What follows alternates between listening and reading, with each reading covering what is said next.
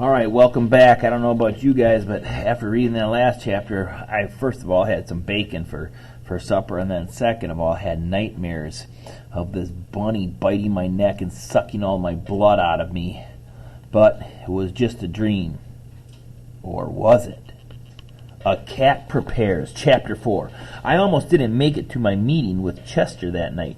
Toby had a feast in his room. It was Friday night. And on Friday nights, Toby gets to stay up and read as late as he wants to. So, of course, he needs lots of food to keep up his strength. Good food like cheese crackers, chocolate cupcakes, my favorite, with the kind with the cream in the middle. Pretzels and peanut butter sandwiches. The last I cannot abide because my mouth always gets stuck. Have you ever put too much peanut butter in your mouth and it seems like your mouth is stuck? Chocolate cupcakes with cream in the center, however, is another story. This particular evening, I stationed myself on Toby's stomach. Usually, I'm a little more subtle,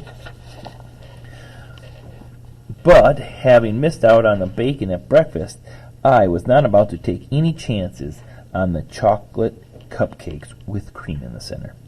Toby knew what I was after. But sometimes he thinks he's funny and he plays little games with me. Hi, Harold.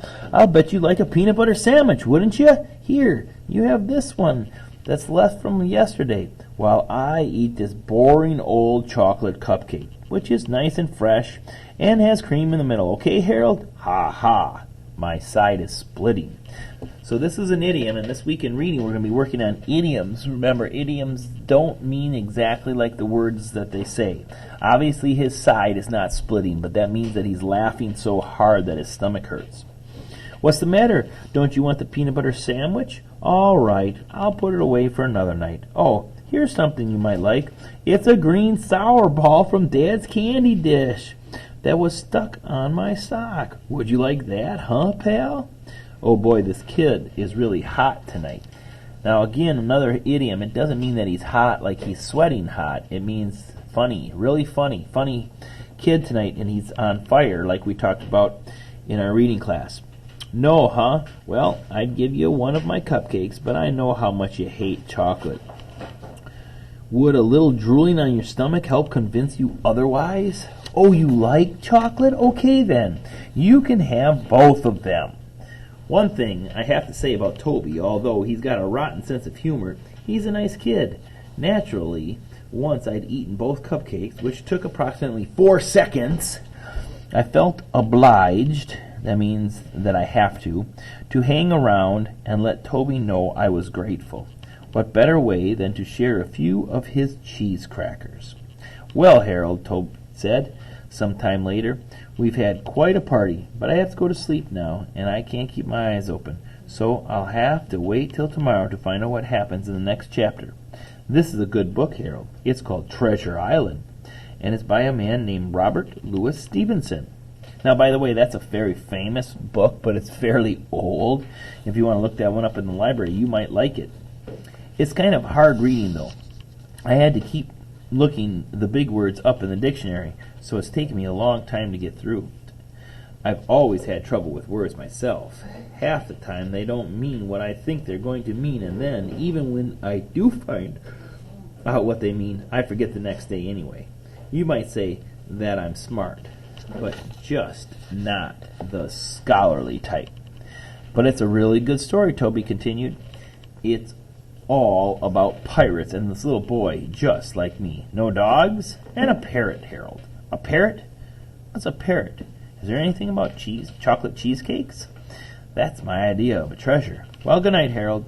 And if you're going to sleep here, you'll have to get off my stomach, because it's a little full right now. Good night, Toby. I curled up on the foot of his bed, but I couldn't sleep trying to figure out what a parrot was. I thought it might be a lady pirate, since the word sounded something alike. But then again, I thought it might be an umbrella.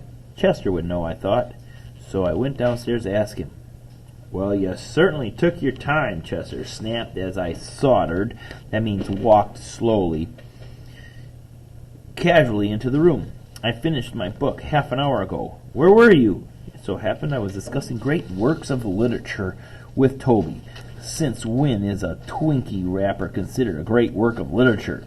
I decided to ignore that. Unfortunately, several chocolate crumbs fell from my mouth to the floor at that precise moment. As a matter of fact, I said, trying valiantly to regain my dignity, we were talking about Treasure Island. Ever heard of it? Ever heard of it? He sneered. I read that when I was a kitten. Oh, then tell me, Chester, what is a parrot? Chester looked at me scornfully. A parrot, he said.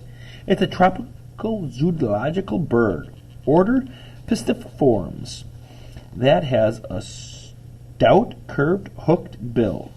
It often is crested, brightly variegated, and an excellent mimic. In other words, Harold, a parrot is a little bird with a big mouth. Oh, I said after a moment. I thought maybe it was an umbrella. Did you get so busy discussing parrots with Toby that you forgot you were going to meet me here? This is important, Harold.